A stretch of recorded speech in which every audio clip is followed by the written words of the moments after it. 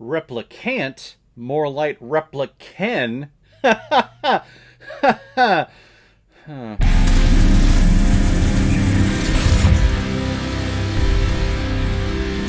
Replicant, released in 2001 and is directed by Ringo Lam, who's also directed such films like The Suspect, Undeclared War, Two Dragons, and Wild City. And this film is starring Jean-Claude Van Damme, Michael Rooker, Catherine Dent, and Brandon James Olsen. And the reason why we're talking about Replicant today is because it was a PayPal recommendation and donation from I'm going to say a longtime contributor and supporter of this channel, especially for this year, David Klimov. Thank you very much for the recommendation.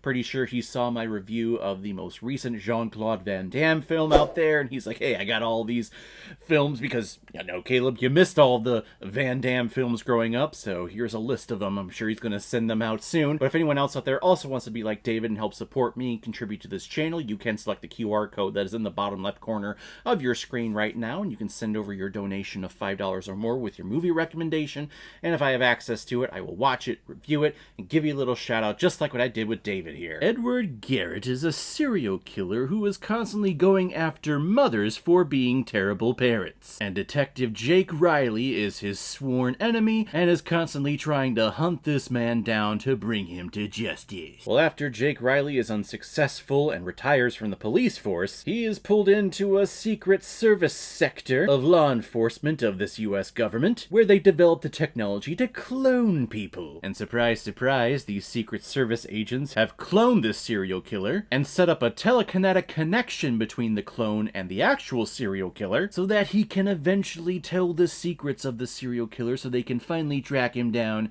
and, of course, bring him to justice.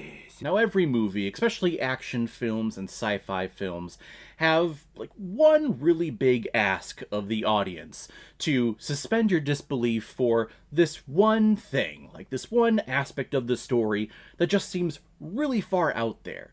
Every movie has at least one of those. And the rule of writing is the more asks that you put into your story of the audience to come along on this journey with you, the less connected that they're going to be in the end. So in this film, for example, the first ask is, okay, so we've developed the technology to create cloning. And I'm sitting there thinking, okay, that's kind of cool. We're going to get two Jean-Claude Van Dammes in this movie. Yeah, I'm totally behind that. But then they also give you the ask of, along with us cloning this person, because they're a clone, they have a telekinetic psychic connection to each other, and as this clone grows up and matures and gets older, he's going to unlock all of the original's memories into his memory, so he's going to tell the detective of where he's going, where he's living, people that he's killed, and who he's going to kill next. And it's with that second part that I was like, okay, I'm kind of checked out now. That's bullshit. The cloning part, I'm on board with. I feel like we've developed that over the years. We are able to clone certain things. I'm pretty sure we've already cloned living organisms and animals, and especially humans, just in those secret laboratories that, of course, the public doesn't have access to. But the psychic connection, no. Nope, you lost me there, bruh. So I will admit, after that point, I'm a little checked out of this movie because it just seems so ridiculous and out there. But the two things that keep me coming back to the story is Michael Rooker and Jean-Claude Van Damme. I didn't grow up with Van Damme. I didn't watch a whole bunch of Van Damme movies. I think I saw Bloodsport. That's the one with all the slow motion. He's fighting karate style and he keeps going, ah, ah. Well, Michael Rooker, I know in his later roles, especially in Guardians and Walking Dead, really in anything, and I've only seen him play an asshole. Especially like a villain asshole. He's always on the bad side. So for him to be the main protagonist of this movie, the main hero, he is the law, he is the police officer who's trying to constantly do the right thing and to bring the bad people, the bad serial killers to justice.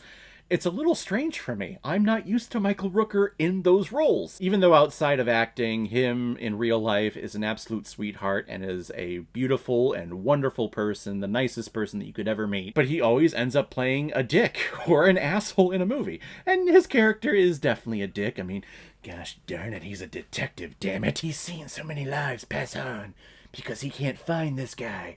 to bring him to justice. But I enjoyed him. He was the main thing that I kept coming back for, because I was just shocked to see him in a hero-ish role like this. And Van Damme, you know, he shows a little range here. His clone part doesn't have a lot to say. He is doing a lot of physical acting. He has a lot of facial reactions because he's this newborn person. He doesn't know how to talk. He learns how to talk and learns mannerisms and manners and things to do, how to sit down, how to walk around. But in terms of speaking and conveying emotion through words, he doesn't have a lot of that. The serial killer version of this character, though, he does.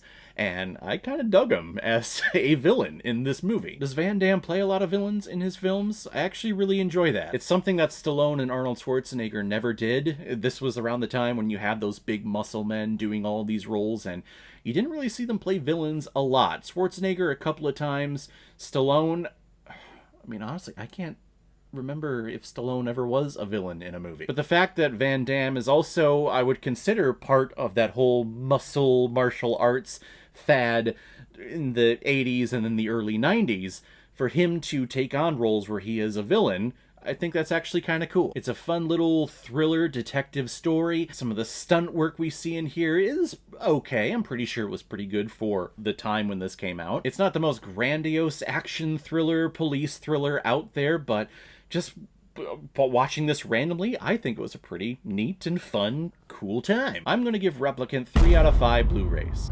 Not exactly what I had in mind, but not bad. So guys, if you've seen Replicant, what did you think about it? Or if you've never seen it before and you stumbled across it because of this video, then comment below and let me know what you thought about it. And as always, if you like what you see here, if you like my take on movies, then hit the subscribe button and make sure you hit that bell so you'll know the next time I release next movie review. So guys, I will see you next time on the channel, but in the meantime, be well, be good to each other, and go watch a movie. Take care, guys.